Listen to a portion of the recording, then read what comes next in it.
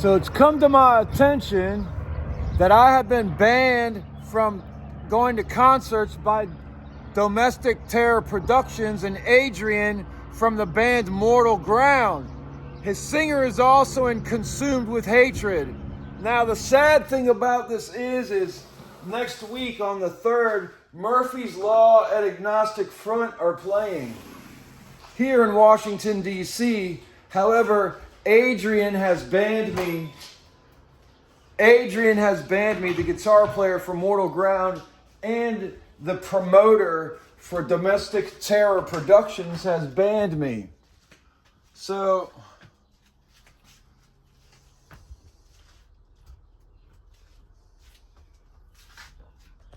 being banned from a hardcore show, especially from the Agnostic Front, Murphy's Law, and Violent Way show, makes me very, very, very angry. And I really was looking forward to going out there. It's kind of like going to one of the best things in the world, basically. And I'm not allowed to go.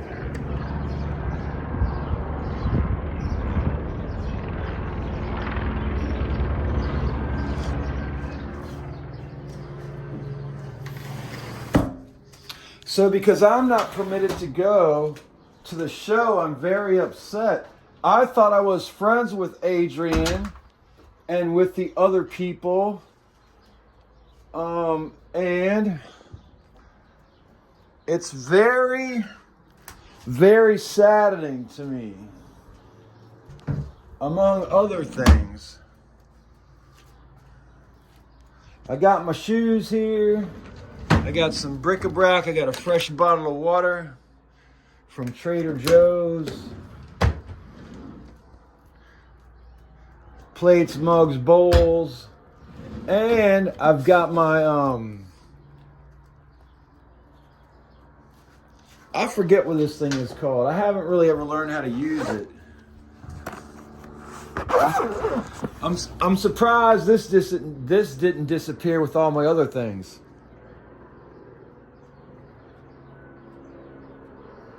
Because I was recently robbed here.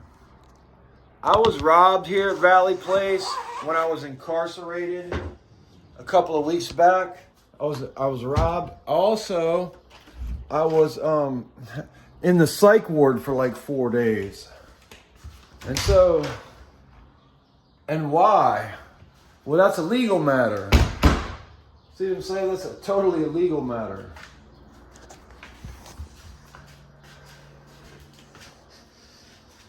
What upsets me the most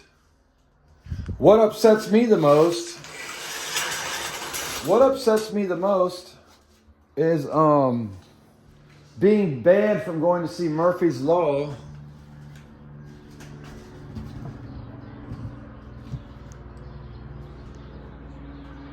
Basically being banned from going to see Murphy's Law. Of course, getting robbed of thousands and thousands of dollars and some platinum statues and about 40 pounds of platinum. Being robbed of about 40 pounds of platinum, about $20,000 in cash. Some was in an envelope, some was in a Faraday bag. I had an iPad that had been returned to me a couple years back from my friend Sean Joyner.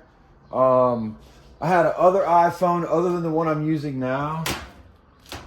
I actually had a glass bong and 5 ounces of cannabis in here too, which I wasn't supposed to have in here, so that was stolen as well. Passport is missing. A bunch of things. So,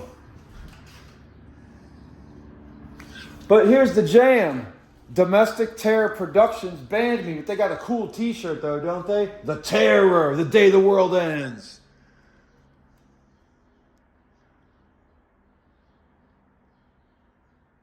And I say that because the guitar player for this band, Mortal Ground, is also the promoter who does Domestic Terror Productions.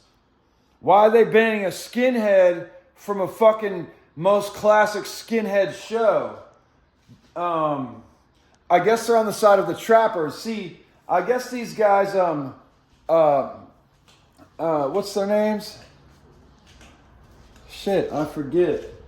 Sean McKeever, the Pie Shop, and what's the other guy's name? Well, it's in another post I made, but these folks are out here like trapping on children, getting them drunk, fucking them. They're also bringing kids to the hardcore shows to train them up on how to be punk rockers, but they're like orphan kids. Probably one of these science kids, or some of them, who got that sperm and egg donation made, and then soon after that, they had to hire women, or years later, or decades later, or they still have the sperm and the eggs frozen. They got to hire women to rent their wombs, and then they have the babies, and then they take the babies and science owns them, or Uncle Sam owns them, or whoever the fuck these people are. And so the Pie Shop is one of the places that traps in D.C. Then they got the security guy named Hawk, who brings in the dirty police from Virginia and Maryland to handle the children and make sure shit don't get out of control. Also to be his personal security, Pie Shop security, and flexing on motherfuckers like me. So the day, like just a few days before I was banned, I told their security man and his dirty cops and everything kiss my ass, and they're trafficking kids and fucking kids there. And like Minister Bowen at Shiloh Baptist Church, where I used to attend, he said it's okay because it's mostly boys or men, not girls. And that's fucked up and weird. And he works in the president's office. And actually, just before I was arrested the other week, I fucking told him in church, after he was fucking saying, "You don't look homeless to me," I was like, "Motherfucker, bricks and bottles." Next thing you know, I'm going to check on this rumor over at the Pie Shop, and then the shit pops off and I get arrested. If you watch my video, the motherfucker's getting, he attacks me, and then I run away, and then they come out and say some bullshit. "Oh, this is my sous chef, and he saw something that happened." I'm like, that's the dude that was working next door. Anyways,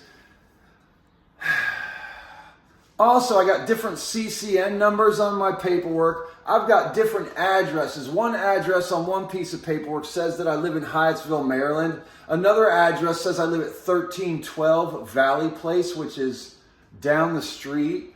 And the charge on the piece of paper says threats on my property list.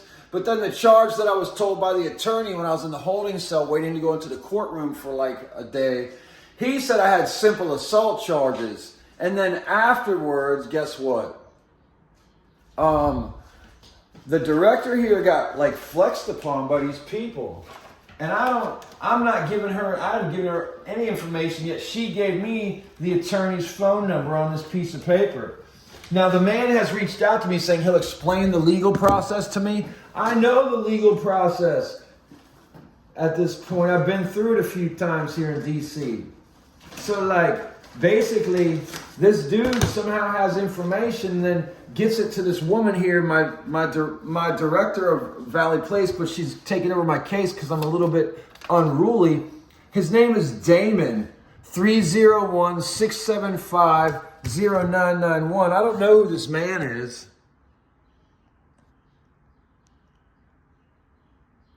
But she gave me this phone number. I'm like, how'd you get this phone number? And I'm guessing it's the same guy who flexed on her who's not Stephen McKeever. And I'll figure that out too. My phone is about to get turned off though because of being robbed out of here. I couldn't pay my phone bill and I'd rather have cannabis, medical cannabis medication and food rather than pay my phone bill. So this might be cut off. Also, today is Wednesday, March 26, 2025, and I have to go do a drug test for the courts today because guess what? I have a color code and a shape code to P test, and today is my shape. And what is my P code shape for taking a piss test? It's heart shaped. Big heart shape. So like,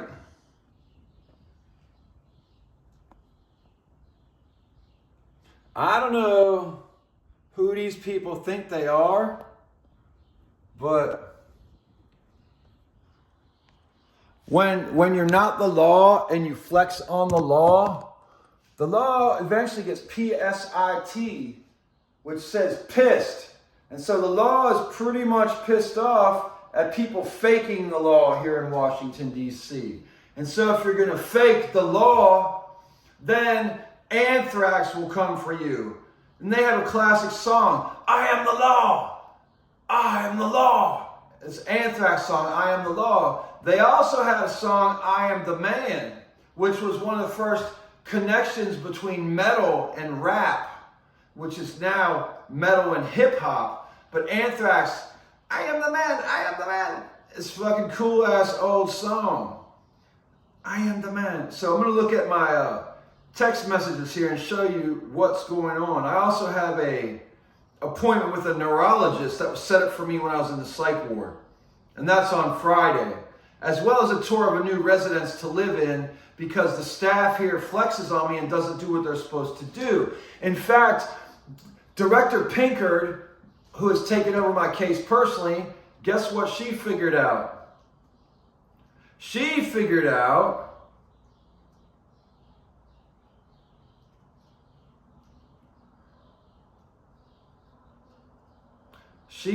out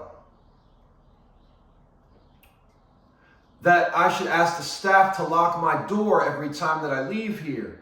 And so yesterday I started doing that. She just sent me the email or message on it to do that because I was robbed. The man's name is Ryan Gordon. Hi, okay, I would like to talk with you about the text I received from Ryan Gordon. You provided him with my information. I never gave this dude any information.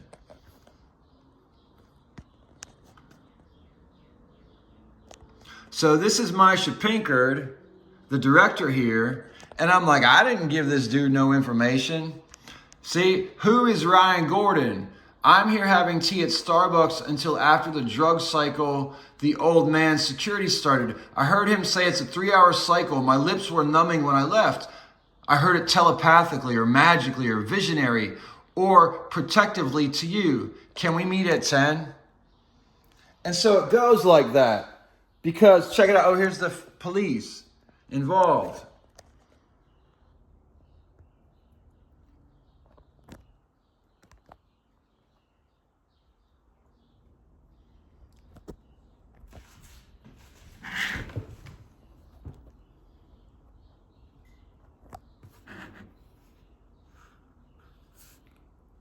So Solomon Morgenstern is the one who I reported threats by staff here, violent threats, and the theft.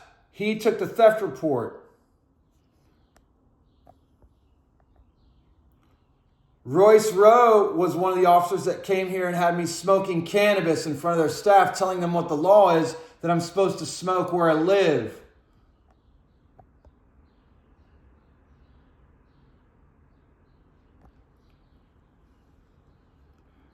This officer did the same thing. He had me smoke here where I live in front of them.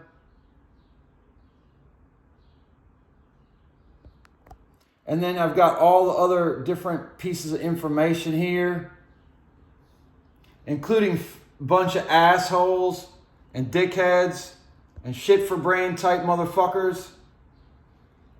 Evidence of my trip to Fredericksburg, Virginia. And here's my list, our first list of things that were stolen, and then it disappeared. See that? My list went missing last night too, my stolen items, plus I had 20,000.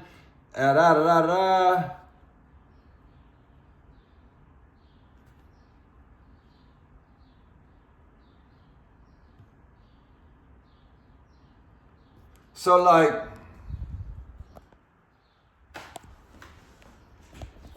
peace. Peace, peace, peace, peace.